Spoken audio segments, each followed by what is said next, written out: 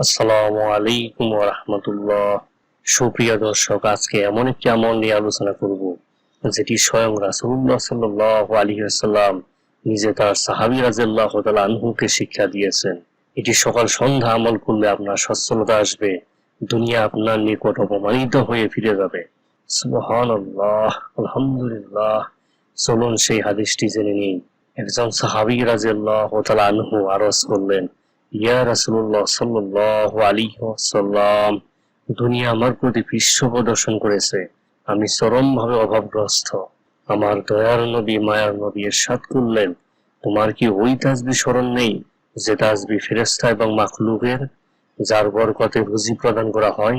যখন সুবহে সাদিক উদিত হবে তখন এই তাসবিহ 100 বার করে পাঠ করো।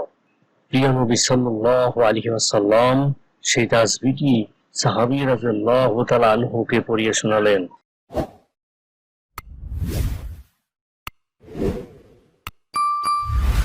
সেই তাসবিহটি হলো সুবহানাল্লাহি ওয়া বিহামদিহি সুবহানাল্লাহিল আলিয়্যিল আযীম ওয়া বিহামদিহি আস্তাগফিরুল্লাহ। সুবহানাল্লাহি ওয়া বিহামদিহি সুবহানাল্লাহিল আলিয়্যিল আযীম ওয়া বিহামদিহি আস্তাগফিরুল্লাহ। এটি অর্থ হলো মহাপবিত্র আল্লাহ এবং সকল প্রশংসা তার জন্য।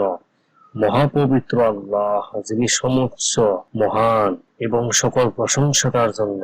আমি আল্লাহর কাছে ক্ষমা চাই। বিশ্বনবী সাল্লাল্লাহু আলাইহি ওয়াসাল্লাম সাহাবীকে বললেন, যদি 100 বার করে পাঠ করো তাহলে দুনিয়া তোমার নিকট অপমানিত হয়ে ফিরে যাবে, অর্থাৎ তুমি সচ্ছলতা লাভ করবে। ওই সাহাবী রাদিয়াল্লাহু তাআলা আনহু চলে গেলেন। কিছুদিন পর পুনরায় হাজির হয়ে আরজ করলেন, ইয়া রাসূলুল্লাহ সাল্লাল্লাহু আলাইহি ওয়াসাল্লাম, দুনিয়া আমার নিকট এত বেশি আসছে, আমি হতবাক, কোথায় উঠাবো, কোথায় রাখবো?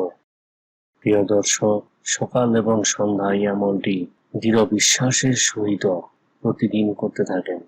ইনশাআল্লাহ আপনার ভিতরে সচ্ছলতা আসবে। আল্লাহ দুনিয়া ও আখিরাতে আপনাকে সম্মানিত করবেন।